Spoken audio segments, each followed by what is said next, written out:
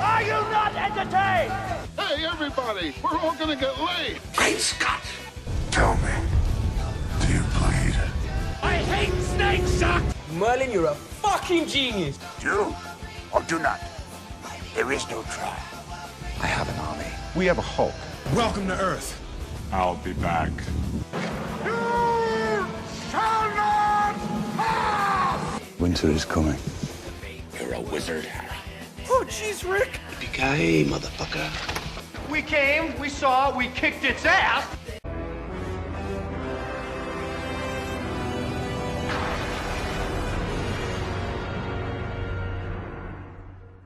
Welcome to our show, Tim and Tony Talk Pop Culture, your second favorite dynamic duo. I'm Tim. And I'm Tony. And on this week's episode, we will be talking about the best Christmas movie ever, Die Hard. Along with everything else happening in the geek world. So, Tony. How you doing, Tim? Good. How are you? Very good. Very good. So we got one thing to discuss, One thing this past week that's we come both out. did. Both did. Saw Star Wars The Last Jedi. First impressions. I liked it. I liked it a lot.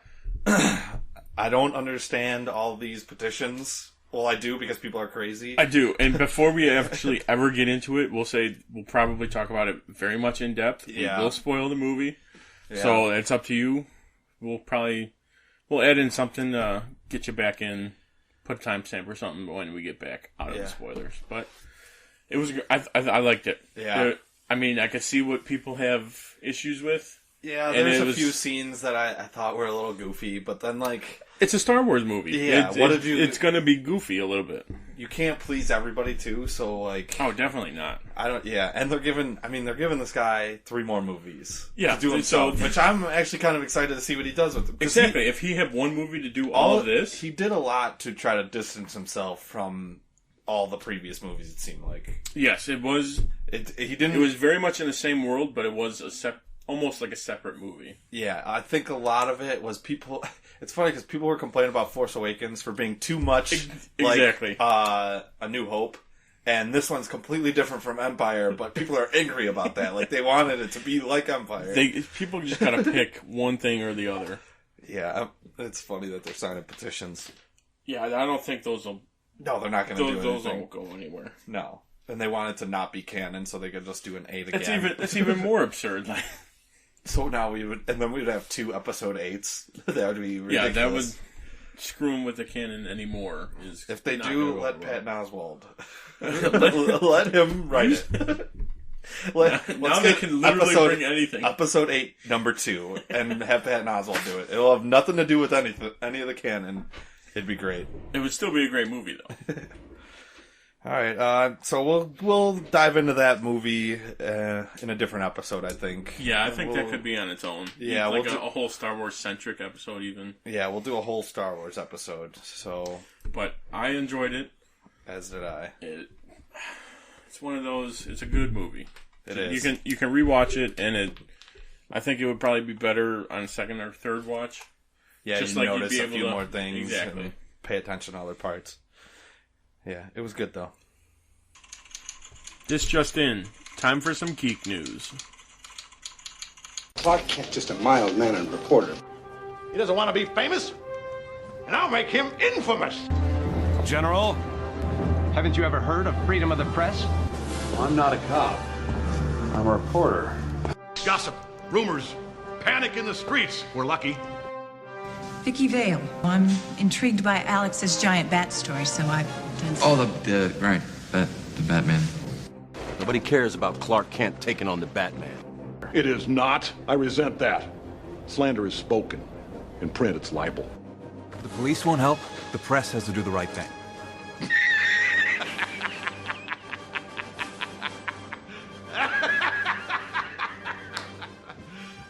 You serious?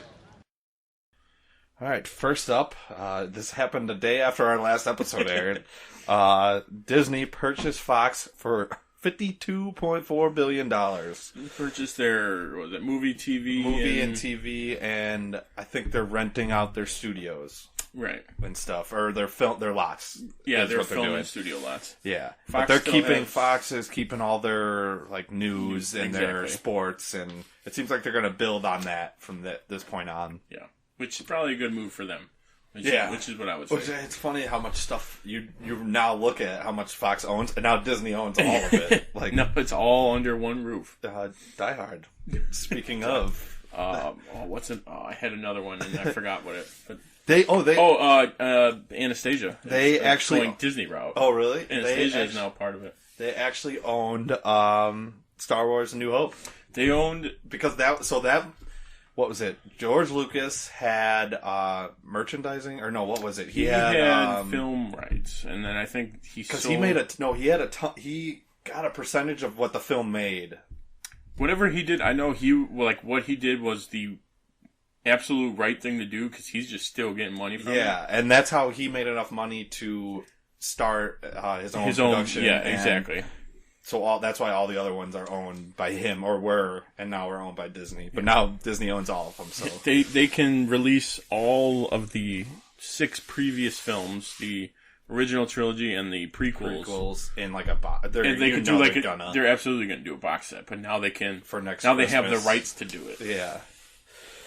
What else we got? Oh, so now we got X-Men and Fantastic Four are going over there. Yep. Which I'm still a little nervous about, but it's about Deadpool though. It really. They said it's going to be rated R. They're still going to do it, but like the interview that they had with the guy, like some of the things he said, it wasn't like a complete 100%. I promise this will be. He definitely doesn't want to say, "Yeah, we're going straight rated R now." But I mean, they can do it under another title though. Well, like, they could just do it under They could just do it under Marvel, like they did with Logan. Yeah. I mean, technically Logan was what, Fox? Fox, yeah. But it's still there.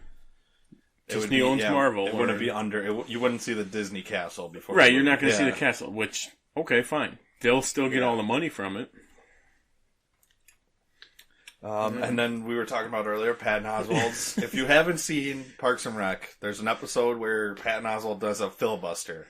And he talks about how he wants J.J. Abrams to make the 7th Star Wars movie. It's his idea for Star Wars, the 7th chapter. Yeah, and he brings in, like, all the Marvel characters, the X-Men, he brings in Clash of the Titans, Hercules, who'd he bring in at the end? The whole thing. I know he brought in Thanos, he brought in... Oh, was it Fantastic Four at the very end? Fantastic Four at the end. He's like, and then Reed Richards comes in. There's like a minute or two where in the actual show they show, and it's hysterical, but there's an 8-minute or 9-minute long full version of Patton Oswalt's filibuster. It's a must-watch. And a lot of the points he was making almost were in 7 and 8. I think he brings in the Pirates of the Caribbean, too. He brings up Captain Jack Sparrow, and it just gets super ridiculous. Chewbacca's dead. They're going to make him a spider robot body. But, yeah, it's going to be... It'll be interesting to see what they do with everything. Yeah, what we won't see what anything. they don't do with anything. It's going to take at least 12 to 18 months. They're thinking 18, though, for sure, at least. Because it extends far beyond. There's a bunch of small shows, a bunch of old movies and TV shows. They own Batman now? The 1966 Batman. They own distribution rights on that. They literally Gotham. own everything. Yeah, they do. They own a lot of stuff now. So hopefully we still get some good stuff though, out of them. I'm not worried. I'm cautious, but I think they can do it. So I'm guessing 2 years from now we'll start seeing some of the... Probably right in time for Infinity War Part 2. They could probably shoehorn in something right at the end. That would be crazy. That would be worth it. Alright, staying with Disney, kind of. Dove Cameron cast as Spider-Gwen in Marvel Rising Secret Warriors. She was in their Descendants show. Like all the Disney villains killed. Okay, that's what she's from? Yeah, I didn't know what she was from. But that's the only thing I knew her from. Now she's Spider-Gwen. Yeah, and this is interesting because Chloe Bennett, who plays Quake, and Daisy Johnson in S.H.I.E.L.D. is voicing Quake, and I'm going to butcher that name. The AT&T girl. AT&T girl. Milana Van Trub, I believe? Sure. is going to be voicing Squirrel Girl, and we know in New Warriors, she is playing the live action version. So this is also Dove Cameron was cast in a mysterious role in Agents of S.H.I.E.L.D. So are we going to get a Spider-Gwen in Agents of S.H.I.E.L.D.? It's very much looking like it. That would... I mean, this is their last season, so they're probably just going to throw out all the stops. Oh, yeah, they'll probably just start throwing in and including everybody now. I mean, we got Ghost Rider still got to come back to claim his debt from Coulson, and he can go through different realities and universes. So yeah, so if anything, that would be their way to get her into just a whole new universe. Even if it's just like, that's this character, like in the last episode or something. That would, that'd be great. All right, staying in the TV realm, but jumping over to NBC, they are bringing back the It Crowd. I don't know. Have you watched the British version? I watched a couple episodes. I haven't finished it, but from what I saw, it's hilarious. It is. It's sad that it ended so early, and they only did like 6 episodes a season, and I think there's like 5 seasons. Okay, so it's not that long. No, and one season is just a movie they made after like a year or two. Okay. So. But they try to make it with Joe McHale, and they use the same, the other British guy, not Chris O'Donnell or Dowell. Oh, putting me on the spot. Yeah, I he know was in Neighbors. No, not Neighbors. I know Neighborhood Watch. Neighborhood Watch. Yeah, he was in that. But they tried to make it that time, and that failed. And I guess they tried a different time, but I don't think it even made it to a pilot. I didn't even hear about any of that. Yeah, so they're trying again. So third time's a charm. Yeah. Because I always see like little clips or like images of it with quotes from it, and it's hilarious. It's a great show. Speaking of NBC, also they're talking about bringing back The Office for 2018-2019. I would be fine with this if Steve Carell was involved. That would be the only reason way you should bring the last it back. couple seasons weren't as good as the rest. It's because he was gone. It's the only reason you should bring the show back. If you have him. I don't think he's going to do it. NBC's not very creative. They brought back Will and Grace. They're making an IT Crowd. I was going to say, weren't they supposed to come up with 30 Rock again? Were they? I wouldn't put it past them. Yeah, so not the highest hopes on this one, but no, I'll definitely still check it out for sure. As long as you have everyone else and Creed. Creed played himself basically in the show, and it's amazing. All right, jumping from TV to movies, we have the U.S. National Film Registry has added a new crop of films, 25. Just a couple: Superman, Titanic, Field of Dreams, Goonies, and Die Hard. I'm gonna have to look at their exalted list because the whole thing. Is it super long? long? Oh, okay. Well then, maybe we'll dwindle that down to ones that we need to watch. I looked at the top 25 the 25 they had this time going around. They were a lot of older ones. Okay, like really old stuff that I've never seen. Movies? Yeah, okay. But I mean, there were some other good ones in there. I just didn't put them in there. These are the ones. These are the main ones that most people would have probably seen. recognize. Yeah. So when the apocalypse happens and people find this list, they'll watch Die Hard. Die Hard will be on that list.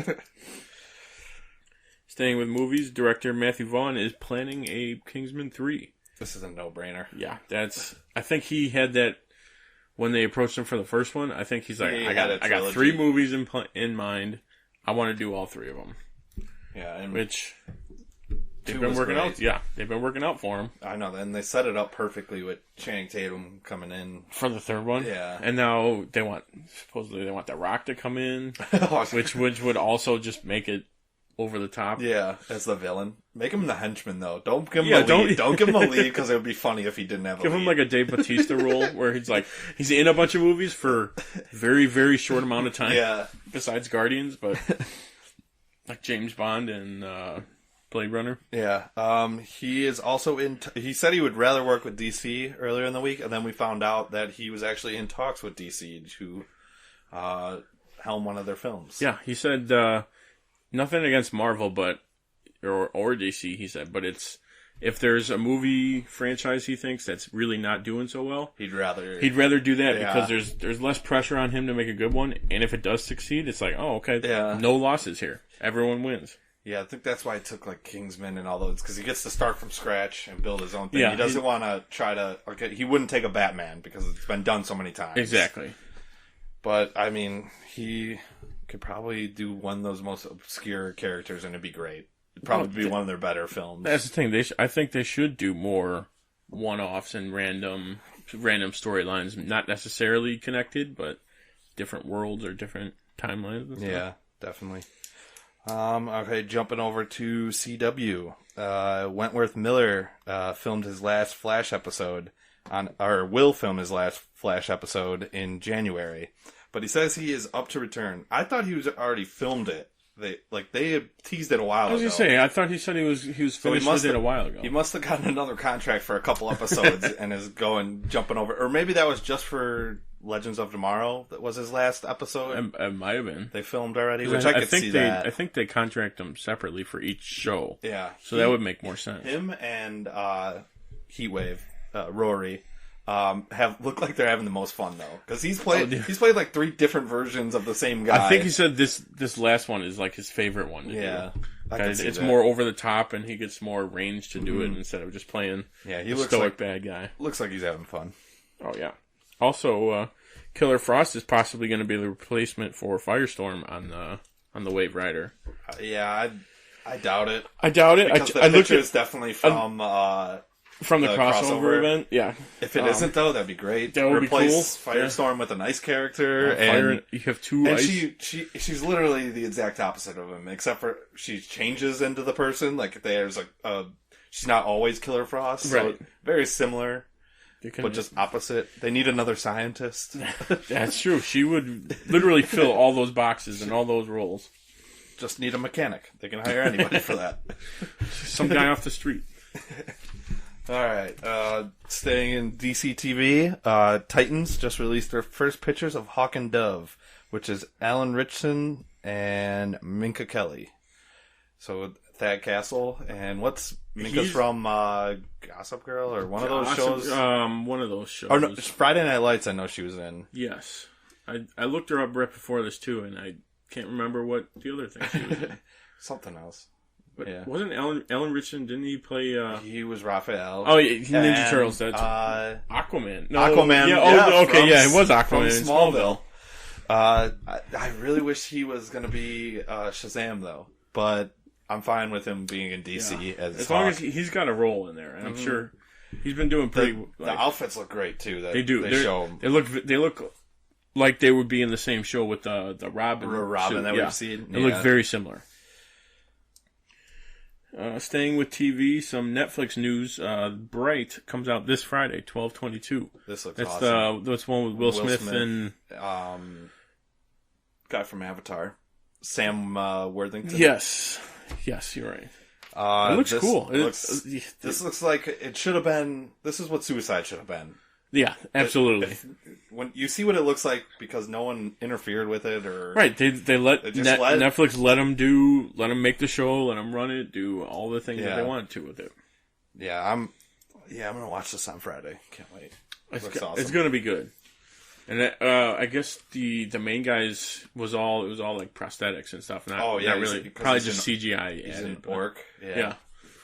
It's hopefully gonna be good. Yeah, I have faith in it. So last up on Geek News, the Ocean's 8 trailer just came out yesterday. Yes, there was a teaser like the day before. Yeah, didn't really show much. I hate that they do that. Yeah, just give me the full one. Release the whole trailer and don't bother with all the other stuff. I think it's gonna be good. As long as it stays. It's not. I don't think it's gonna be bad. As long as it stays away from trying to be the same as Ocean's 11. Right. As long as it doesn't. It'll probably hit very similar notes and similar scenes. As long as it nods to it a little bit, just a little bit. Don't. Right. I don't think it's going to be a rehash for anything. Yeah, but and then we were talking earlier. This has got to be. They're definitely setting up a trilogy to lead right into. I'm thinking 8, 9, 10. Yeah, it's got to be. Unless I don't know if they've said it's set after 12, 11, 12, and 13. I think it is set after, but I think they're just naming it these because I think there's Ocean's 14, 15, and 16 are mouthfuls, and that's a lot of 8, people 9, 10, to pay. We'll shrink the crew a little bit on this one. The crew. Yeah, I mean, 11 was great. The original 11 is fantastic. Yes. It's like one of my favorite movies. It was great. I think 11 is probably one of my top 5 movies, for 12 sure. was not good. As long as they don't do anything to do with 12. I know it wasn't good, but I liked it. But it was 13. still... I like 13. 13 was it, yeah. But as long as they switch it around, because it seems like they looks got like tired they're with the same jokes and the other 3. So. Exactly, yeah. It looks like they're going to change it up enough to where it's definitely... It takes clues and hints from the other ones, but it's not going to just rehash 11 or whatever. Although they are stealing the exact same amount of money. Yeah, and they're stealing a necklace, which... that was in 3. I think it was in the third one, yeah. 13, yeah. But... Alright. I think it's going to be good. I think it's going to be good as well. And now time for some TV talk. Welcome to Level 7. You have failed this city. My name is Barry Allen, and I'm the fastest man alive. I am Supergirl. In the future, my friends may not be heroes, but if we succeed, they will be remembered as legends. All right, our TV talk this week. Most of our shows are on winter break. Supergirl, Flash, Legends of Tomorrow, Arrow, and Gotham are all on winter break now. Yep. Which is the perfect time for me to catch up on everything. I have a week off after Friday, so I'll have the weekend, the next week, to just watch. To watch and catch up. Which is definitely my goal, and I will get it done. I will. Alright, but Agents of S.H.I.E.L.D. is still on. I don't know when they go on their break, because I know they have an episode coming up this Friday. I thought that Agents of S.H.I.E.L.D. was supposed to not have a break. They were just going to do a whole season. I think they do a couple breaks, I thought. That's what I thought, but I thought with this season, because they started so late, they're like, you know what? We're just doing straight through. It's what I thought I read before the whole thing came out. But I'm fine I could be wrong. That would be nice. Alright, so this week, Coulson and the team discover their captor's true intentions. It was a good episode. I liked it a lot. We found out last week Deke was working for the enemy, sells out Daisy. We find out that they want her to fight to sell her and make a bunch of money. The main bad guy wants to sell her, make a bunch of money, and then destroy what's left of the Earth. Because he doesn't want to live there anymore. So that's like his whole intentions. Okay, so do a little bit of a Fight Club. Yeah. And then just destroy everything?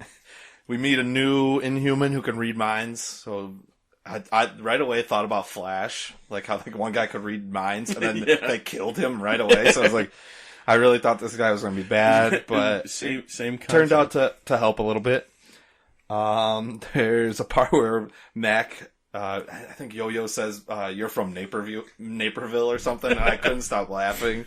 They've brought it up multiple times. I think they've definitely said that he is from there. Every time it's hysterical. The one episode where it was like just about him and his daughter, didn't they bring it up? Yeah, they definitely did in that one. They brought it up at least the last 2 seasons, I think. What else we got? May fights the chick with the metal balls. The Yondu style ones. They hint, they don't show her fate, but I mean, they're not going to kill her off. There's no way. She's definitely one of the most popular characters on the show. We get some Deke backstory, which was good to find out, to give him more layers, because he was kind of just a one-way bad guy for a while. That's just what it's been seeming like. We find out the voice in that recording was his dad's, which was really interesting. So and now he's trying to help, but he was already hurting, so they locked him up. Just get him out of the way. And then the big reveal, right at the end of the episode, they're trying to sell Daisy, and Fitz pops up and says, let's have her fight to the death. So he's running now? He was like wearing a mask and he pulls it off. He was like one of the buyers. Okay. It's like, let's fight her to the death or something. And then it just cuts.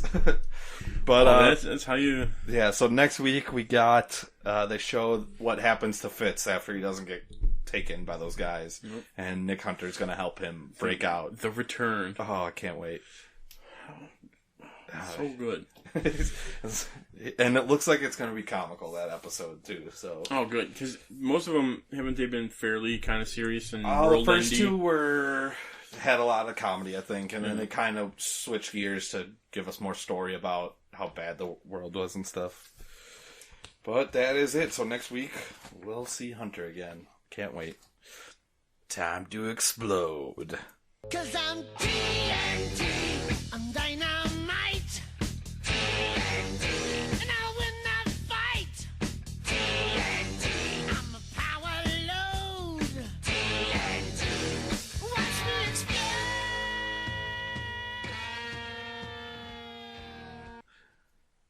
This week, we will be talking about sequels. But not just any sequels. Nope. The bad ones. Which are most of them.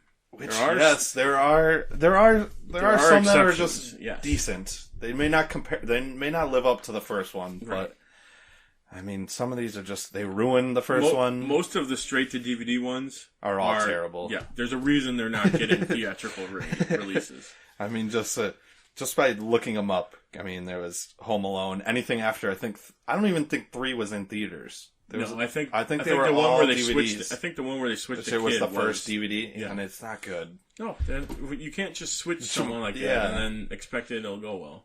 Ace Ventura, Junior. I didn't even know There's about a Junior. Okay, in 2009, they made a Junior straight to DVD. Staying away from that one because the first two were phenomenal. It looks terrible. I wouldn't even. It does not exist as far as I'm concerned. Caddyshack 2. I mean, come on. Why would you? I don't think I even bothered. Or Blues Brothers. Why would you make a sequel to that? You can't get Caddyshack and Blues Brothers were pretty much the top of their list. Yeah. And then there's like the straight to DVDs that you don't even hear about. Like there was a Mean Girls 2. There's like 4 Jarheads after the first one. Starship Troopers. There might be 10 of those. Those I could see. The first one was alright. It was bad, but it was a good kind of bad. First one was like, yes, you are absolutely right. Alright, and then like changing the cast. It can help, I guess, sometimes. It can, and especially if you like have to change them for whatever reason. Don Cheadle is the only one I can think of. That's the only one that actually paid off in that I can dividends. Think of off the top of my head. But like if you change like what movie is it? I can't think of a movie right off the bat that changed main actor. How about Flash or Mask? They changed it to Jamie Kennedy. Yeah, that movie that was not going to work out ever. So most of the time it will hurt, but if it's like the main character, if you switch like a background character or something, like a Don Cheadle, that works. It'll add to the story. Yeah, but like if you change Batfleck to somebody else and try to continue with the same story, it probably won't. It's probably not going to work. But unless they say, all right, whatever we've released now is its own thing, and then start over, then it would be new Batman would be something totally different. That'd be the only way it would work. True. What else was there? Bigger budgets don't usually mean better movies. No, you get a lot more room to wiggle with, but doesn't pay off sometimes. More studio influence. You waste money on CGI that looks bad. And especially because sequels, the first movie you're like, okay, we got to set up the world, we got to make it good, and etc. Yeah, especially if you're trying to do like a trilogy or something. And then if you're doing a trilogy, excuse me, your second movie you could almost do anything because it's a middle movie, so you don't really have to set anything up, you don't really have to end anything.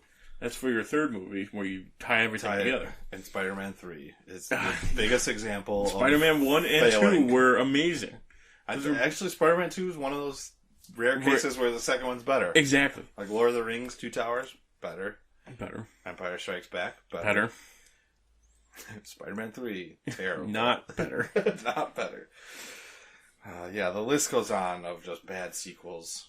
They rush them. Just doesn't exactly. Yeah, it's all right. This one worked. All right. Well, let's greenlight the next one and let's get do it the out. Same thing. Throw a different bad guy in. Yeah, get it out next year, and we'll just keep cycling through it. It doesn't work that way. Amazing Spider-Man 2. Oh, that was a piece of garbage.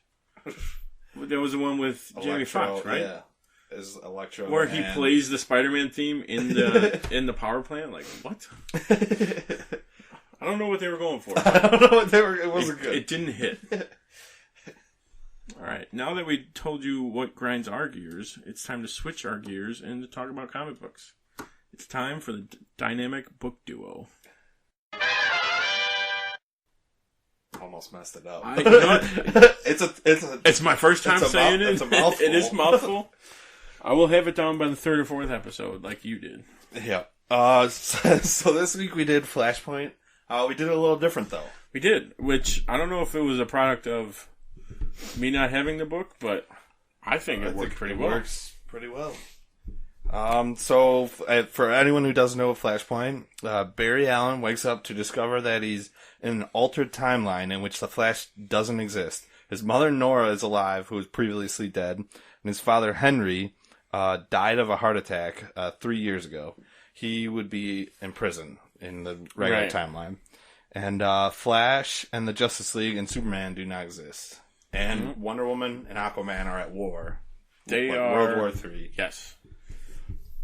All right, so some of the we'll start with these. Yeah, we'll start with the book itself, because you read the book and you watched the movie, the Justice League Flashpoint Paradox movie, which is what I watched this week as well. Yeah. So you'll talk about the book a little bit, and then we'll both talk about the differences and exactly. Okay, so right off the bat, when I read the book first, and I popped on the movie. Right off the bat, Barry starts in Flashpoint, right in the book. So it's like, it starts you off, he wakes up and Citizen Cold is fighting, not Captain Boomerang, he's fighting Pied Piper. Okay, yeah. And so Barry's like, Citizen Cold, like, the rogues must be fighting. And he's like, who are the rogues? Who are the rogues? Who's the Flash? Yeah. But, so in the movie, it starts off with his mother. It starts off with him and his mom being young, establishing their relationship together. And then it cuts to basically her death. And he fights some of the rogues. Yeah, and then he's fighting all the rogues in his Flash Museum. And then Reverse Flash shows up, and then the entire Justice League shows up. And they all none of this happens in the book. It might happen in the other 5 books, maybe. Because there is a book, to it. A Reverse Flash version of the Flashpoint, or his point of view, so it might be in there. Mm-hmm. But as of just the regular Flashpoint book, it's not in there. So it's like it gives it. I mean, you have to fill up time. I understand. Oh yeah, it was a good ad, unlike Killing Joke adding their story. This works. This works. It worked with the story. It makes sense. You know now. Exactly. You know he hates Reverse Flash, and Reverse Flash hates him more. Yeah, you basically set up everything, all the major plot points in the film. Another difference that I liked was I liked it more in the comic book. So I like the beginning of the movie, but in the comic book, right after Barry meets his mom in the Flashpoint, he's talking to her and he walks away for a second, and all of a sudden you see a red or a yellow blur come up, and it's what does it say? I marked it. It's oh, how nice to see you, alive and well, Miss Allen. And then she says something. She's like, hello, and he and then Barry starts talking to her, and he runs away. And so it was good nod, he did it, or he's one of the leading factors for what caused Flashpoint. Right, they hint at it, which he isn't. Right, exactly. Which the movie really does well. They're the lead up into it is Thawne did this. This is all his fault. He must have changed something in the past to cause this. We'll get to that reveal later, because I have a couple points about that. But that's... Then we get, right in the book, right after that, we get Thomas Wayne as Batman. We don't know it's Thomas Wayne, but... We just know it's a darker version of Batman. Darker version that's killing people. He throws a criminal off a roof trying to find Joker. Mm-hmm. In the movie, it's Yo-Yo. Yeah, it's Yo-Yo, who is Harley Quinn, right? I believe it's the They Harley use Quinn. the Harley Quinn voice, but in the book, it doesn't nod to it as much. Right. Yeah, it's not written in her accent or anything. It's just written normal. But what I knew from watching the movie, I was this is really good. What else we got? Oh, so then Cyborg shows up, and this is a massive cyborg. Yeah, he's 9 foot tall. And he's pulling together his own Justice League, which doesn't exist. And the book it's a lot bigger. It's a lot of different. Yeah. Citizen Cold, Captain Thunder, or the Shazam kids. Element Woman, Pied Piper, Abensur is alive, which is a big difference. Which is a difference, yeah.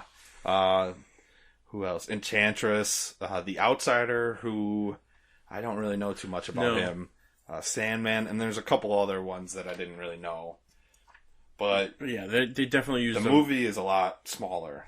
Yeah, his Cyborgs group was Enchantress, Pied Piper, Citizen Cold, Shade, Sandman, and the Shazam Kids, who later Wonder Woman refers to as Captain Thunder. Yeah, see, they call him Captain Thunder in the first meeting in the book. So that's him.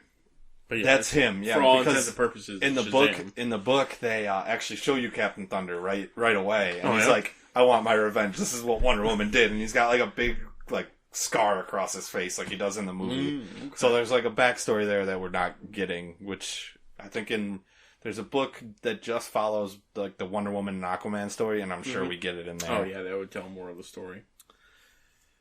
Jumping around, Barry becoming the Flash. It takes him 2 tries in both. Okay, yeah, I was gonna say, is it the same in the book? It's a little different. He's not all bandaged. Like a mummy. Almost. Yeah, he's he puts like morphine on him, and Barry wakes up and he's like, "No, put me back in the chair." He's like, "We need a bigger lightning strike." He says. I don't think he says it in the movie though.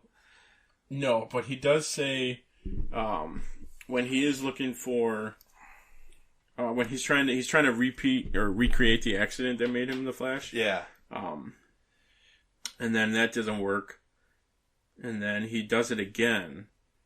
And Batman's like, "Oh, well, you're crazy for wanting to try this again. You were on fire the whole time." And the Flash goes, "Just try to douse the flames a little faster this time." Okay? Yeah. He doesn't say that in the comic. He and like the Doc Brown where Batman plugs in where he plugs in the outlet that is connecting the lightning rod. That doesn't happen. The lightning hits and it's like such a big shockwave that it blows Batman into that same fence though. So I like the way they did it. They slowed down time, sort of. Like they did. Yeah, they really focused on if Flash isn't the Flash anymore. Yeah, Batman's dead. Basically. Yeah. They slowed that down. That was a real cool way they did it in the movie. I thought. Yeah, in between the two tries in the movie for when Flash was trying to recreate the accident, it goes into each hero's what happened to basically start World War III. Oh, yeah. See, we don't get... It goes into, okay, this is why this is happening now. They only mention that at the end, a little bit. Oh, really? They don't mention why Aquaman and Wonder Woman are fighting until, the end of the book. Oh, wow. But they just dump it in the middle here. Yeah, that was cool. No, we get... Barry is starting to see... They show his memories, and then they show... his old ones from his previous life, and then they show the ones from this timeline. So, we don't see any of the... they switched that, which was good. I mean, you have to in the movie. Yeah, there's no other way to... to do that. To get around that. Yeah, that was a good part of the movie that I liked. Then we meet the Resistance. It got really... graphic in the movie when they kill Steve Trevor. Oh yeah, definitely. It was not that they don't even show anything like that. They just mention he's dead. Yeah, the movie went into no, I'm gonna make this guy pay. They show all the line. A lot of the lines are the same though. He's like, she's the most beautiful woman. That's all the same. But they don't show her hang him. Yeah, blood coming out of his eyes and stuff. But pretty much the groups are the same. The group is it's exactly the same. Pretty much exactly the same. Yeah, it was a Canterbury Cricket, Etrigan, Grifter, Mrs. Hyde, and there's one more. It sounded like Godiva or something. Yeah, that's what it is. Godiva. I couldn't really hear it. I rewinded it a couple times just trying to get it, but. Those are the Resistance is exactly the same. Yeah. Lois Lane doesn't meet him though in the book. Does she really have a big part in all of it? I don't even remember seeing her in the book. Now that I'm thinking about it, I think she's got to be in one of the side books because she's really not featured in the story. No, she's not in it at all. They mention her. I mean, Steve Trevor mentions her. Working for Cyborg and stuff, but that's about it. Oh, and then the other difference was Hal Jordan's storyline in the book. Yeah. What was it in the book? We'll start with the book. In the book, he is flying a regular jet, and he's going to bomb... Was he bombing Aquaman? I want to say he was bombing Aquaman. In the movie, it's Aquaman. No. He's going to bomb London. That's where they switched it. Oh, okay. And so he doesn't die the way... They don't even show his death. They just... It's like a news clip. It's like... we've lost Hal Jordan. He ran into a fleet of invisible planes. And they show like kind of like the invisible planes on TV, like a fleet of them. It just looks funny. But yeah, that was changed, and they added that they took out the missile that he has is the Green Arrow from Queen Industries. Okay, so he doesn't exist. I'm guessing in this point. I have not seen him in the. Yeah, so he's just making weapons and naming them after his alter ego.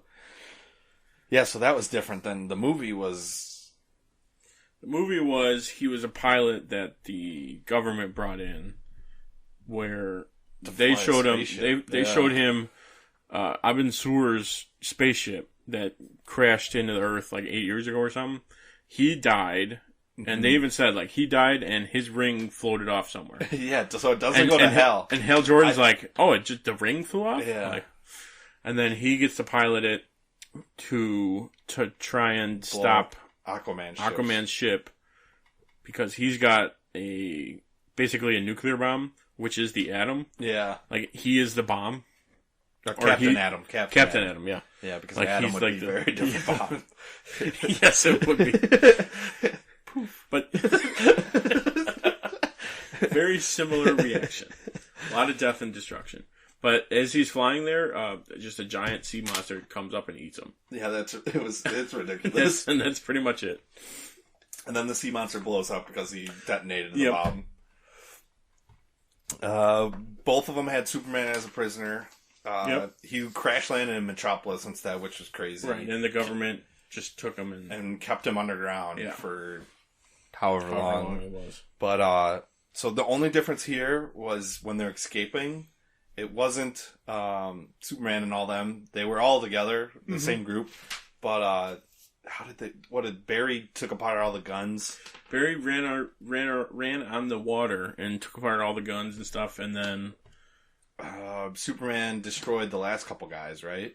Right, and he flies away. Superman, he got heat vision and he couldn't control kills everybody. Yeah, basically kills everyone. Yeah, see, he flies off way earlier, and then Element Woman, who is Metamorph, pretty much just the girl version. So like the Flashpoint version shows up and gasses everybody, and Barry's even like, Metamorph? And then they're like, no, Element Woman, and she's supposed to be batshit crazy, she belongs in Arkham. They're saying because she's so crazy, but she's a character they didn't throw in the movie, which she was a good character. Right, she's in the final battle. I'm sure they made the call that it wouldn't transfer well. To them.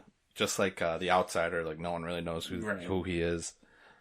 And I would say my next favorite part was definitely the battle at the end. Yeah, that's pretty much after that. That's pretty much goes right to the final battle. This one's darker, I think, in the book. Just the beginning. I would think the book would be darker for sure.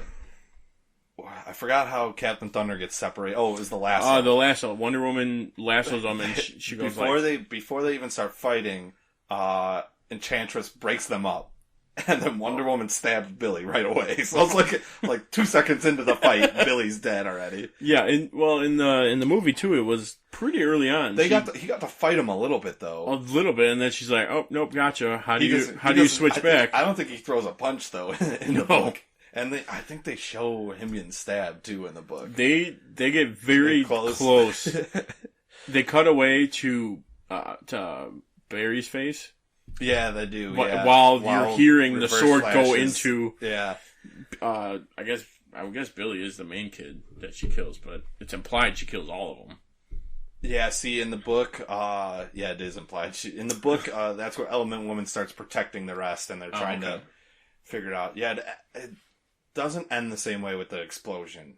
it's like implied there is an explosion about to happen, but we never see it. And it's not Captain Atom, it's Tara's brother. I can't remember his name. Okay. But yeah, we don't. We see him once, I think. Yeah, in the very end though, both endings were good. I don't know which one I like better. The book, Reverse Flash, doesn't really stab Barry or anything, and he's not siphoning the Speed Force. He's just like preventing Barry from going. Yeah.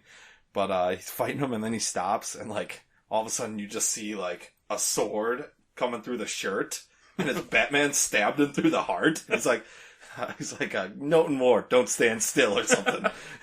Well, so Batman doesn't die either. He didn't. Well, he kind of dies. He was dying. He was dying, and then he shot Thawne through the face, I think. Yeah, he shoots him through the head. Through the back of the head. The bullet hole. Through like between his eyes. They're both pretty brutal. Yeah. Yeah, and then the only other part that I think that the movie didn't do that I wish they would have is Barry runs to go talk to his mom one final time. The only thing I think they did was they did it real quick where he catches himself trying to go back and save her. Yeah, they show that. And then he goes, he says like, "I'm sorry, Mom," right before they cut back to him waking up. Okay. So I think that was kind of an abridged conversation that they were going to have. Yeah, see, they have like a full-on conversation. He's like, "I'm the Flash, and like, I have to save everyone here, but you have to die." He's like, "I wish there was any other way." There's like, it's a really long, like, couple pages of them talking. Yeah, it's pretty good. They did not have that in the movie. And then he goes and combines with his previous self. But in the book, it shows 3 different timelines. One's like the Silver Age. One's Vertigo, and I can't remember what the last one is. But like they're all combining, and this mysterious person's like standing over him's like, "You need to make the world stronger by combining these. Like, there's a big fight coming, and it's Pandora." So like, you've read Rebirth, right? Yes. Just the first issue. Yeah. How she dies in that. She like explodes. Yeah. Definitely Dr. Manhattan. But like, so this is how these which is a whole other. All of these combined. Yeah. We might have to do like the Button book that I'm reading. And the Doomsday Clock. We'll have to do Rebirth, Button, Doomsday Clock. I've heard a little bit about Doomsday Clock, and so far, yeah. I haven't. They are really going for it. I'm trying to avoid as much of that as I can until it is all out. I was listening to another podcast, and they were kind of talking about it, but I was like, I'm not going to stop and. Yeah, I want to read. I still haven't finished the Button, but I'm like halfway through that, so. Yeah. And it was like perfect timing. I finished Flashpoint. I was like, "Oh, I'm gonna read the Rebirth real quick. Like, just let's skim the parts that I know that are gonna be in the Button." I'm like, yeah. So, what else? And then the last in the movie. Oh, in the book too. This happens. The letter. The letter, yeah. Barry gives Bruce, or no, Thomas. Oh, well, Thomas gives Barry a letter. Thomas gives Barry a letter to give to Bruce. And then when Barry goes back, he goes to basically Wayne Manor and tells Batman, "Hey, guess what I just did? hey, I guess how my Thursday was." Yeah. And then he gives him the letter from his father, and he like basically what we're doing now. He like looks at it through like a magnifying glass, and he's like, "This is my father's handwriting." Yeah. And then he basically kind of very similar. Batman doesn't talk as much in it. He's like, "What is this?" And he grabs it, and then there's a couple panels you see, like the part of the letter, then they show kind of Batman, and then they show Batman again, and there's like one tear coming down. Yeah, it was good. Yeah. Did they have Kevin Conroy for the movie, right? For Batman, yeah. Yeah, you don't really hear much from him. No, he doesn't really say much, but... beginning and the end. Yeah. But yeah, that's a good ending. Yeah, ending with the letter. And the letter has a big part to do with the Button. Yes. Actually, did you read the first part of the Button? No. I haven't. You have it's it's right over here. So yeah, it has. But yeah, I know it's a part with some with the letter and the Button with the letter and the human bean juice on it. That's all I got. That pretty much covers everything. Yeah, another small thing. The final battle part. The final battle. Yeah, Batman tells Barry to run. Oh, he does. He doesn't say "Run, Barry, run." He just says "Run, Barry," or like just run. But that wasn't. I did like the part in the movie. You chose to save your mom. You didn't decide to save JFK or make sure Hitler stays in art school. He's like, that was the most selfish thing you've ever done. Oh, that was a pretty good scene. They didn't have that in the book. Yeah, there were two other quotes, I think, from the movie that I wrote down was, Batman is talking to Cyborg. He's like, he says if you want me on your little Suicide Squad, this is what you're going to have to do. In the book, it just says or he's like, I'm not going on a suicide mission or something. Absolutely they bold the suicide. Yeah, absolutely alluding to it. And then the other thing, when Reverse Flash puts like the rebar through his leg to like injure the Flash, he's like, the best thing about this is I didn't do any of it. You did. Yeah. And it's just like that moment of him realizing, oh, this was me. He's the villain of this story. Exactly. Yeah. I love the Etrigan intro to Lois Lane, though, was probably one of my favorites. Oh, this guy rhymes? That's going to get old sick. Yeah. Have you seen Justice League Dark? Might have to review that one. He's great in that movie. Isn't that the one where they his first appearance? I believe so, yeah. It's either that or Constantine. It's either that or okay, then maybe I'm thinking of the animated series, the Justice League. But either way, same. All right, that's all I got on this. I think, hopefully. Yeah, that's all I got. All right, we're gonna be adding a new segment, just a top 5 list, and seeing as Christmas is coming out, this week will be our top 5 Christmas movies. Not holiday movies. Not holiday. Top 5 Christmas movies. I know that we say that Die Hard is the greatest Christmas movie. That's why they're just not in our list. Right. If there's a number above one, it'd be Die Hard. Exactly. We're not going to take up a spot on our list because everyone knows the greatest. It's already the best. All right, Tim, go ahead with your list. I'll go with mine. First one's going to be Christmas Vacation. Chevy Chase. It's great. I think I have it right over there. I was looking through a movie. I've only watched a couple of them so far on my list. I'm saving the weekend to watch those. Oh yeah, so I haven't watched Vacation, sure. But it's a classic. I mean, Cousin Eddie, Randy Quaid is just great. Shitter's full. It's like one of the greatest scenes ever. It's probably the most recreated too. For oh yeah, it's a great one. My number 2, Muppets Christmas Carol. Another fantastic. Can't go a Christmas without watching it. Just hysterical. My 2 favorite characters are the 2 angry old men. Where I think Fozzie Bear gives a speech and he's like, "Merry Christmas to everybody," and they think it's gonna be really long and boring. They're like, "It was short. It was sweet. We loved it." It's like my favorite line. The guys in the balcony. Yeah, they have names I can't remember. Home Alone number 3. Pretty much Die Hard for kids. So this Macaulay Culkin, can't go wrong with the Wet Bandits. The Wet Bandits. Marv, just a great all around movie. White Christmas number 4. Definitely would have been on my list as well. I remember this movie almost. I think I watch it or see it at least. I think I watched it this past weekend. I'll probably watch it again. Danny Kaye, is hysterical in it. I think Bing Crosby. One of the older movies on our list for sure, but still a classic. I love every song in that. That's a great one. And then number 5, Miracle on 34th Street. I couldn't pick though between the '94 version and the older one. I can't remember what year it is. Yeah, I don't remember that. But they both. I love the court scene in both of them. He gets the mail delivered in the old one. Yeah. Like, oh, the government or the post office recognizes him as Santa, so case closed. And then they try to do this. I liked how they were hinting at that one, and then he's like, no, I can't do it. And then he gives him $1 and circles "In God We Trust," and that's how he gets free. He's like, if the government acknowledges a God, an invisible being, then so can we. I think we'll be okay with that. Plus, I mean, you got John Hammond as Santa, and Matilda as the girl. It's a great one. All right, my top 5 Christmas movie list starts off with The Santa Claus, Tim Allen. I've watched this one already this year too. When he grunts, it might be one of my favorites. We had to do it once. Oh, yeah, absolutely. This was right after Home Improvement. Great one. Next up, number 2, Nightmare Before Christmas. You can fight me, it's a Halloween movie, but it's a Halloween movie. It is a Christmas movie. It says Christmas in the title. It has it in the title. There's an extended scene in Christmas.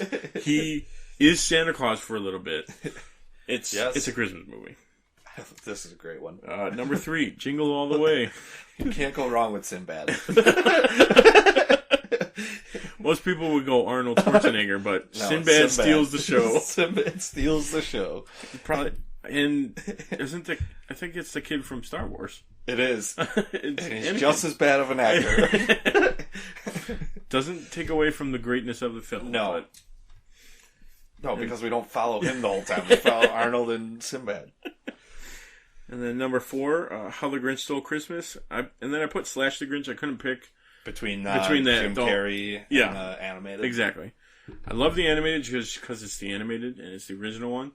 But the Jim Carrey one was so good. It is good. He takes a hold of that role and runs with it.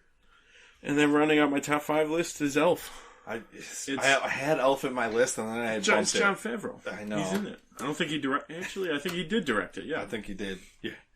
You're an angry elf. You're an angry elf. That's the thing. It's a modern movie that is pretty good, actually. And now it's becoming like one of the most. It's becoming one of the best most Christmas popular ones. Yeah, for sure. But yeah, that is my top 5. 2 good lists. I like them. I feel like yours would just be my 6, 7, 8, 9. I was going to say, yeah, exactly. We could probably interchange any other Christmas movie. Whenever I looked it up, like to see if I missed a Christmas movie, these were like the top 10 ones. All right, so I like that. Probably be sticking with that segment for the time being. Yeah, probably do a couple different lists every so often. See what we come up with. And now on to our main topic. Time for the main event. The moment you've all been waiting for. The greatest Christmas movie of all time. Die Hard. Do you really think you have a chance against us, Mr. Cowboy? Yippee-ki-yay, motherfucker. It's funny, though, because when I was looking up facts about this, it did come out in July. 88. I read another related fact. Of course it's a Christmas movie because this is where Christmas in July comes from. Yeah. That's where it started. That's where it started. John McClane. Let's not get political here. John McClane, officer of the NYPD, tries to save his wife Holly Gennaro. Ooh, wrong last name. And several others that were taken hostage by German terrorist Hans Gruber during a Christmas party at Nakatomi Plaza in Los Angeles.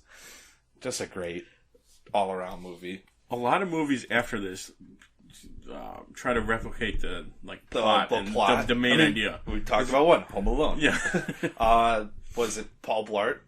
Yep. That's just Die Hard in a mall. You can pretty much just say any other movie is Die Hard in a different setting. In a different setting.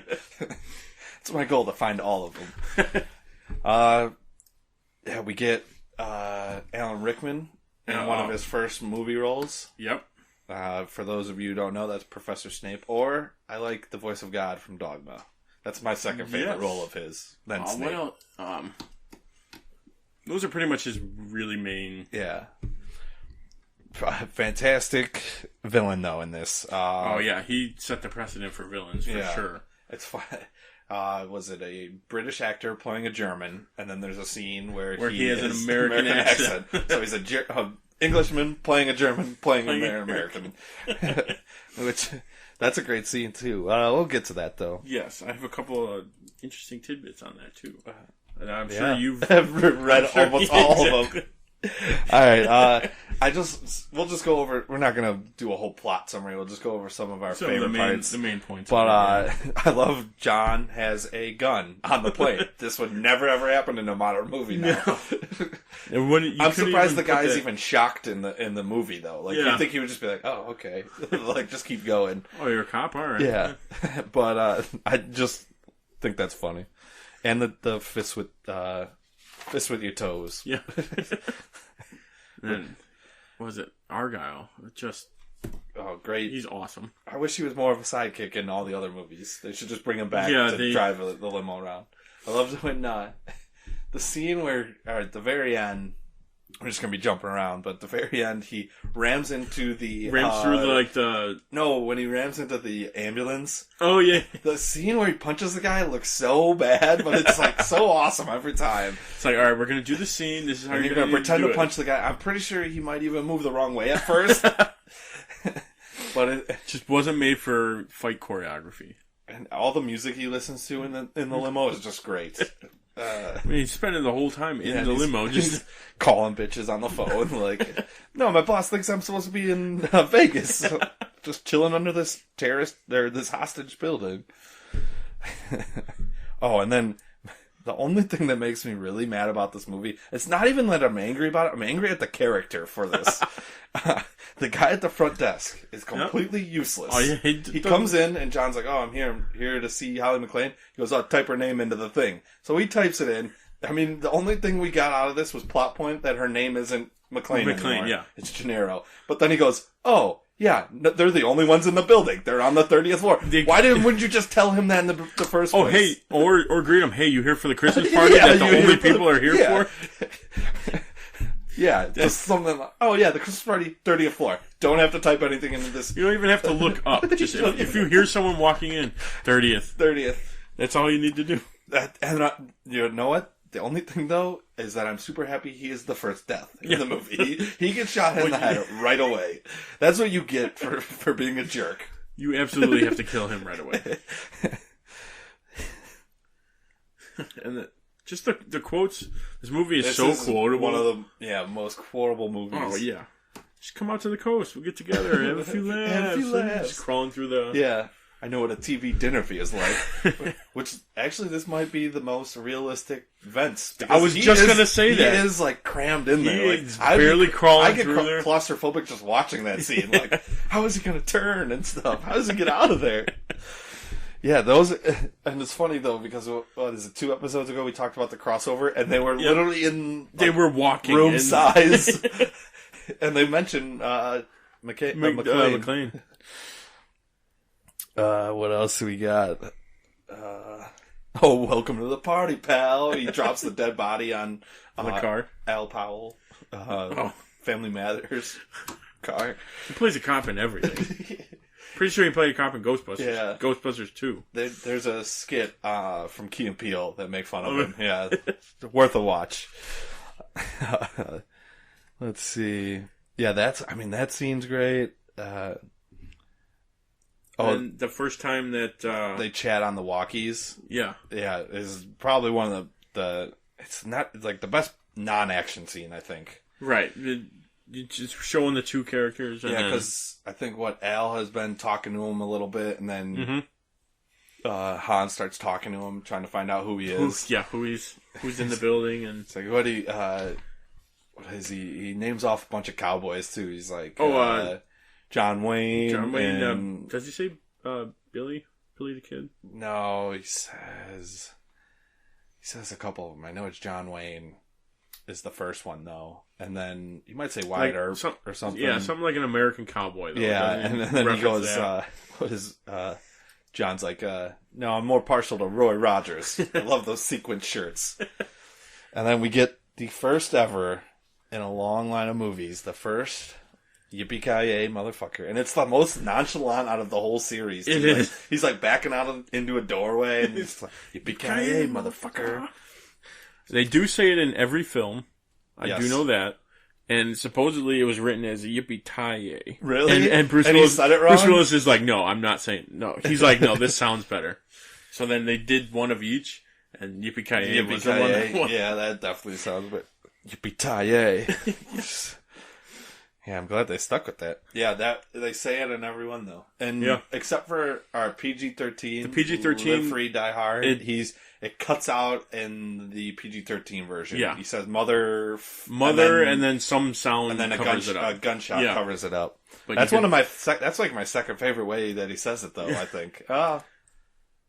Yeah, I would put that at second favorite because he's like, "What would be on your gravestone?" Or what? Being in the wrong place at the wrong time should be on your gravestone. He's like, "How about yippee-ki-yay, motherfucker?" I think I have the unrated version, so he does get it. All up. I love the Ellis Hans Booby. I guess in the filming of it, that was just ad-libbed by that actor. So, like, if you see Hans' face right after, he kind of, like, looks really confused for a second, and then he starts talking again. But, like, he was... So that was... Alan Rickman was, like, really confused the first time he said it. See, those genuine reactions are what you really need. Then we get the actual meeting of them on the rooftop, right? Him playing the American, he's British, playing a German, pretending to be American. And my little interesting thing, like the directors were trying to figure out how they were going to do the scene where the two characters meet. Yeah. And they heard Alan Rickman do his American accent. Oh, yeah. So they're like, okay, we'll have to do that. We'll do that. Somehow throw that in there. They threw that in after because the original first time they meet was supposed to be just that climax scene.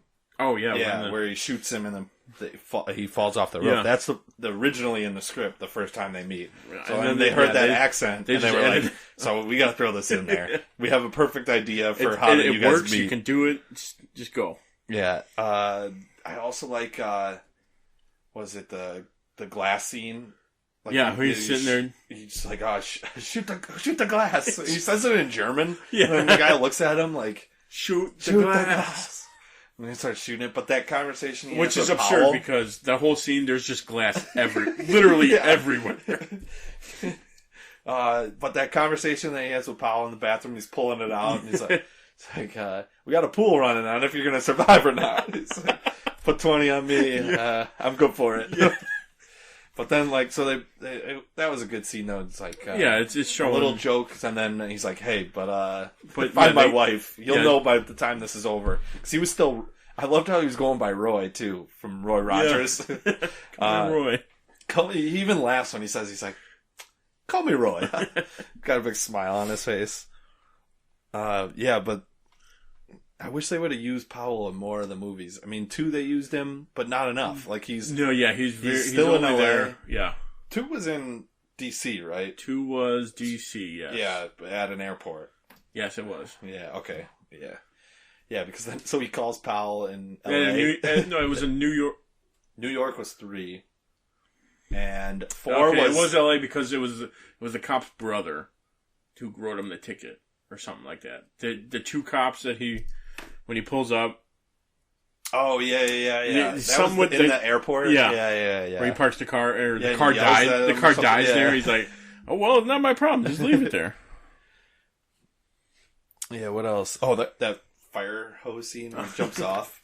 So ridiculous. And he shoots the window.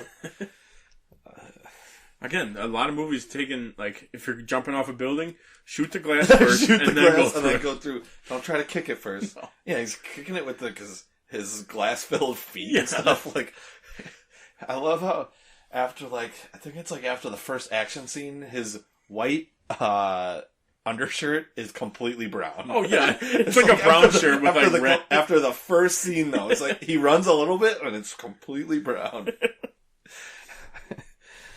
Oh, there's some great scenes in this. The very last showdown with Hans. That scene has been stolen in so many shows where he takes the gun to his back, yeah, and then he reaches behind and he shoots Hans first, and then does like a cowboy move and shoots the other guy in the head. that guy's got a machine gun, and he didn't get him. Yeah, and then there was a lot of like foreshadowing in the movie too, where he's like Tahagi is like, yeah, it would be a good building if we didn't have construction. If he would have just named the floors, it would have been funnier. Exactly. Like, hey, on 33rd and the 32nd, construction. All under construction. And then there's a scene where Ellis is like, show him the watch. Show him it's a Rolex. And then the very last scene, Hans is grabbed onto the Rolex. And then they let it go. I guess in that scene, the director was like, all right, we're going to drop you on 3, because they dropped Alan Rickman 40 feet. They dropped him. Ridiculous. But I guess they went on 2. Oh, and that's why. So that's why he's like, oh, yeah, like, oh my god. Again, that's how you get real reactions out of people. Just do the unexpected. Yeah, but I think I just watched a Brooklyn Nine-Nine episode, and he had it taped on his back. There's always like a hidden gun, either taped or strapped somewhere, that if they're out of bullets or they're like on the ground, Yeah. somehow they're just like, oh, whip it out and shoot in the like between the eyes. Yeah. Perfect shot every time. We got the principal from Breakfast Club. Yeah, was he a lieutenant? Yeah, he's like the head of yelling at Powell the whole time. I liked his character. He was funny, and then we get the Agent Johnson and Johnson. The two FBI guys. I think with a Vengeance Live Free Die Hard. There's another Agent Johnson, and Bruce Willis makes a joke. He's like, "I've met a few of you before." Even though he didn't meet the ones that wanted to, he didn't. But he says that. But yeah, and that's the bad guy from Goonies too. Is the one guy? Oh yeah, it's the one cop. Yeah. So it's funny that he's in a lot of other. Yeah, Goonies is another good one. But yeah, he pops up in random roles like that. Everything. I'm trying to think what else was good. I mean, besides the whole movie. Besides the whole movie. I like how he called it too. How he's like, no, this is, or when he found it out, he's telling him, he's like, no, this is what's gonna happen. They're gonna fake it. They're gonna blow the building. Yeah. And then they're like, no, you're ridiculous. Whatever. You're ridiculous. We're gonna get the terrorists by. We're gonna take them all out when they're on the roof. But no, they figured that. I liked when they opened that vault. They're playing Ode to Joy. Yep. It's a great. I think I don't know if it was the composer or somebody. One of the sound guys was like, "Yeah, you're sullying this song or something." It's like, no, we have to play this song. This song's perfect. This song fits so well with the scene. The only other one I could think of is in With a Vengeance. They play it. I can't remember what song it is, but they play it like the whole movie, and it's almost on par with this one. I think it's with the bad guys being related. I'm sure their taste of music was pretty similar. Got anything else? No. Now I think we're gonna start getting to the ranking. So we're gonna do 5 Die Hards. All 5 so far. So far, they are making a Die Hard Year 1. So, and Bruce Willis is in it, so I don't know if I don't know what they're gonna do. If he starts the movie, he's like, I remember, and then they go back. But wasn't Year 1? Wouldn't that just be this movie? Year 1, what happened? Oh, they're re-releasing Die Hard. They're re-releasing. Yeah, it doesn't. I mean, did something else crazier happen to him before he got there on the plane? Something they didn't show. All right, let's do some rankings. All right, my top 5 is Die Hard, Die Hard with a Vengeance, which is 3, Live Free and Die Hard 2, and A Good Day to Die Hard, which is number 5. Okay, mine. This is where the argument starts. My top 5 is Die Hard, which is 1, Live Free and Die Hard, which is 4, Die Hard 2, Die Hard with a Vengeance, and then A Good Day to Die Hard. We agree that A Good Day to Die Hard. 1 and 5 are the best. The best and worst movies. Yes. Everything in between is where it gets kind of... No one remembers what happened in A Good Day to Die Hard, and no one wants to rewatch it. No, His son's in it. All I know is, his kid's in it, and they're in Moscow. They have a crazy... Yes, that's the only 2 things that I remember. And he says, "Yippee-ki-yay, motherfucker," at some point. I don't know how you put Die Hard 2 so high. You put him at 3, or you put Die Hard with a Vengeance so low. Samuel L. Jackson? Come on. Okay, it's not... You're right. They are great movies. They are great. But I don't know. I'm fine with Live Free, Die Hard. I did like that one. Honestly, my 3 and 4, so Die Hard 2 and Die Hard with a Vengeance, I could probably switch and I'd be okay with. But I definitely like 2. I don't know. The Live Free or Die Hard you liked? Oh, you liked 2? Yeah, Die Hard 2. In the airport? Yeah. I don't know. I didn't like that. Maybe the villain wasn't as good as all the other ones. No, it wasn't, but the whole, the army turn, and then he's got to find it in the church. How they set up the whole thing. He does kill a guy with an icicle. Yep. Which, you're making my point. It seems like another sequel problem. They got too much money, and they try to do it too big. Oh, for sure. But, I mean, it worked. Yeah, and I think that's why I like With a Vengeance, like Samuel L. Jackson. It seemed like it went back to the one, and now he's fighting his older brother. Mm-hmm. And, I mean, we get some nods to it. They even show Hans falling off the roof again. Yeah. And Samuel Jackson's his sidekick, which was a good replacement for Powell. Oh, yep. What else? I don't know. And then I guess I like Justin Long's sidekick in Live Free and Die Hard. He wasn't a great sidekick, but I like that was a good but movie. It paid off. Like yeah. when it wasn't good for being like a recent kind of remake of it almost. Yeah, because it goes 1988, 1990 is Die Hard 2, 95 is With a Vengeance. Yep. Then they wait till 2007. And then what was it, 2013? 13 or 12 or 13. Yeah. Was A Good Day to Die Hard. Great title, though. I'll give him that. I'll give him that. It was more creative than Die Hard 2. Yes, it was. But the overall execution of it, just not there. Not there, yeah. All right. And I don't know, yeah. I mean, Kevin Smith's in the movie. Yes, he is. I don't know. I did like the recent take on it, so that's why I put Live Free, Die Hard pretty high. Okay, yeah, that one's I'm fine with. I did like that one. Not too much of a terrible argument. No, just Samuel L. Jackson should be higher. And I'm not going to disagree with you there. You are correct, Sam Jackson. Sam Jackson. Should be up there. Yeah. Probably I didn't like the use of Yippee-ki-yay motherfucker in that one, though. There was probably better parts they could have put it in. It's like my least favorite out of all of them. But they do say it, so it makes up for it. You're right.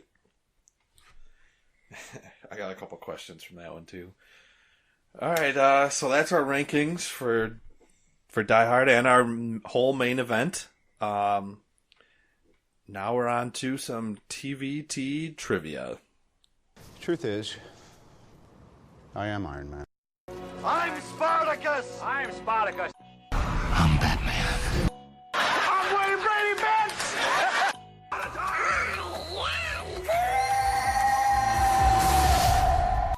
I am your father. I am vengeance.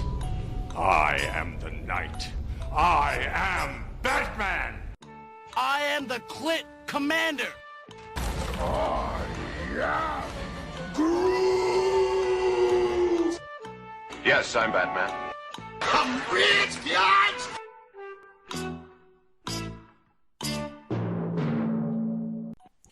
All right, the scores as of now. I have 12 and a half. And I have 10 and a half. We did the math beforehand. It took about an hour. I had it ready, and yes, Mikey, math is hard. Math is hard. All right, as the leader, I'll go first. Go right ahead.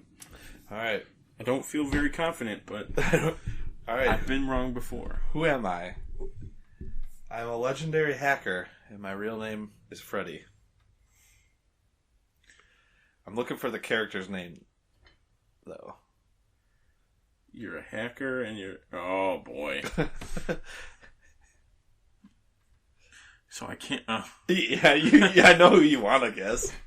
I gotcha. Okay, so your name's Freddy, and you're a legendary hacker.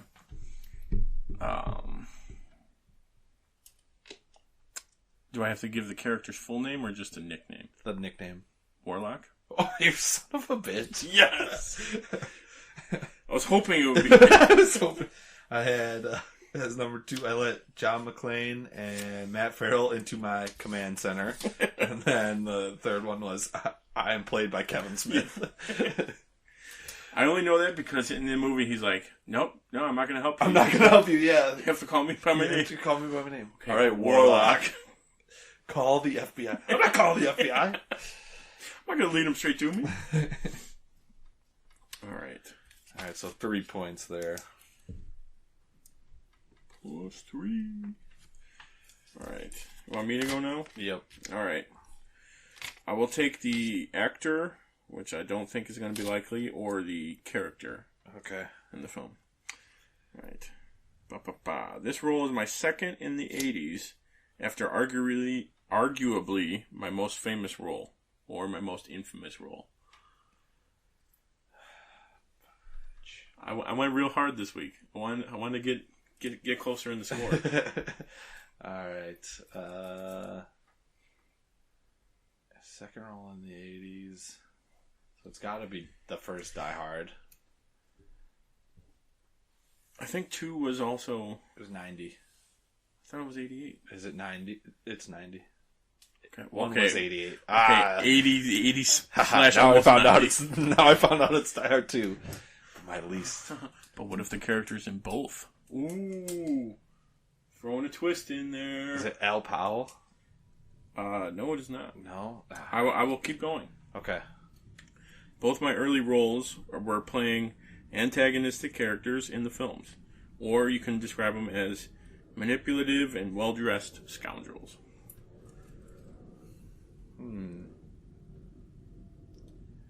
It's not... Is it Hans Gruber? No, it is not. Yeah, okay. I don't know who the villain... I can't remember the villain's name in 2. Oh, okay, well, my third one, I guess I can pair with... I appear in both Die Hard and Die Hard 2 as the same character / role. I think I stumped him. I think you did. And technically, my last one is the answer, but it's not like the character name. Is it Holly Gennaro? No, that's also I can think yeah, of very that good. was in both. I don't think we went there, but I like it. Yeah. No, I'm a TV reporter. Ah, damn it! What's that actor's name? The actor's name is William Atherton. Would you have accepted TV reporter? I would have, yes. Damn it. Or Thornburg is his character. Damn it. Or I would have accepted his Ghostbusters character. Walter Peck. Walter Peck. Damn it, that was a good one. All right. Next up for you. Okay. I hope I get you in this one. John McClane says his famous line, "Yippee-ki-yay, motherfucker," in every Die Hard movie. Yes. Only one other character has said the line. Who is it? Ooh, one other character has said it. I've got 2 people in mind. Say the wrong one. Oh, wait. Doesn't a bad guy say it? I don't know. Oh. Say the wrong one. I was gonna say his daughter, but she doesn't really have many role. No, she's a hostage the whole movie. Yeah, and then I think I don't.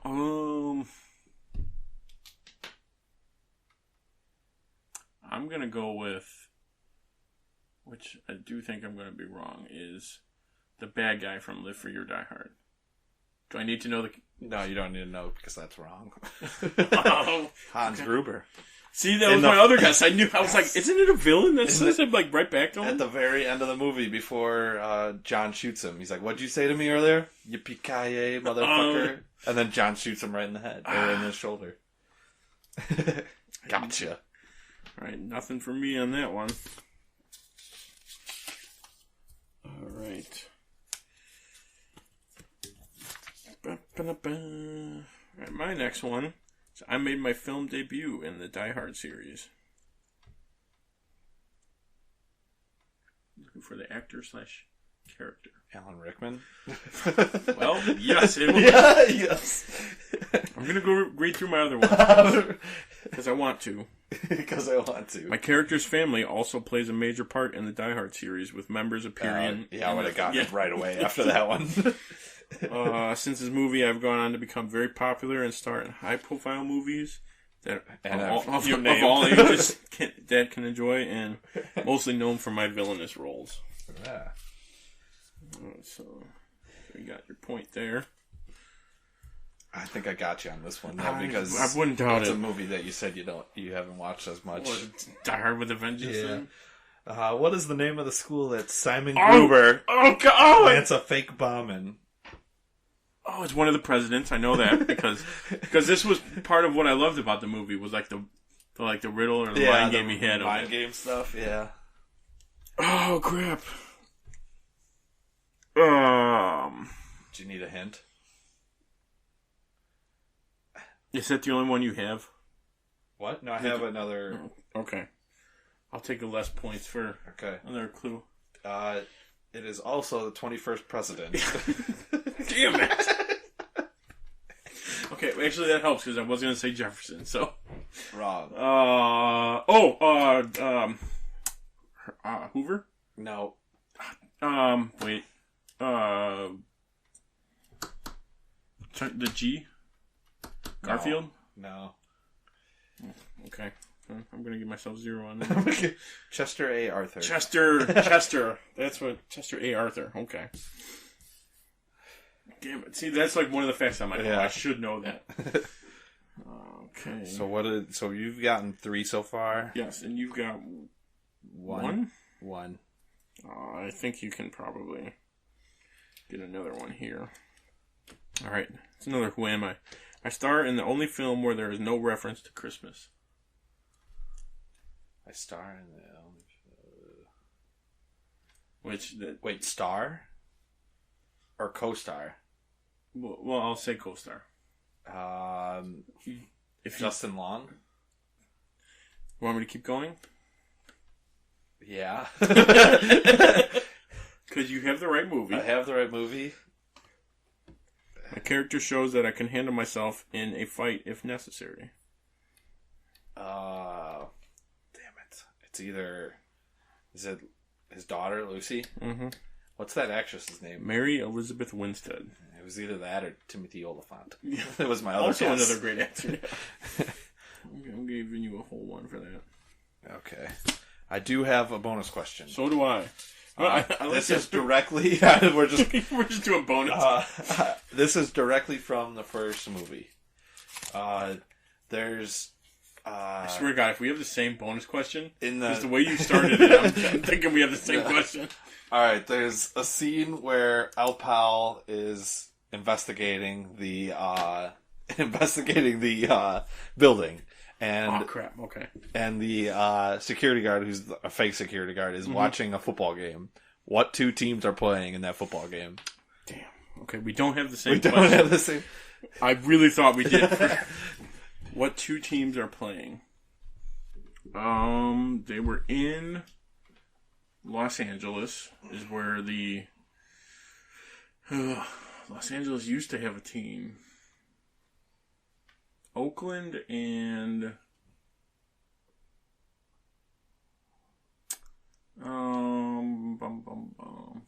The Giants. No. Do you want a clue or do you want me to tell you? We'll do a clue. It's college football. Oh, well, I was way up. So, UCLA and USC? Ooh, close. USC and Notre Dame. Oh, okay. And Notre Dame's winning, too. Because the guy's like, I put $50 on him in his fake American accent. Notre Dame fan? Yes? No? Yep. Okay. I think we're a very small minority. Just gonna add that in there a little bit.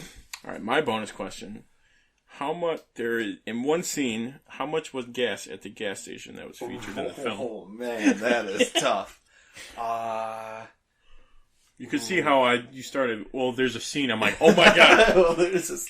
All right, I know it's right in the beginning. Argyle's driving. $1.88. Close? No. Higher or lower? Lower. Lower? 89. A little bit lower. 67. Higher. 72. 75. Lower. 79. 71. Higher. 72? 74. 74. Damn it. That was one where I was like, okay, then I'm going to throw that out there. I'm never going to get that. Yeah, that would definitely have been a tough one if you were going to pull that.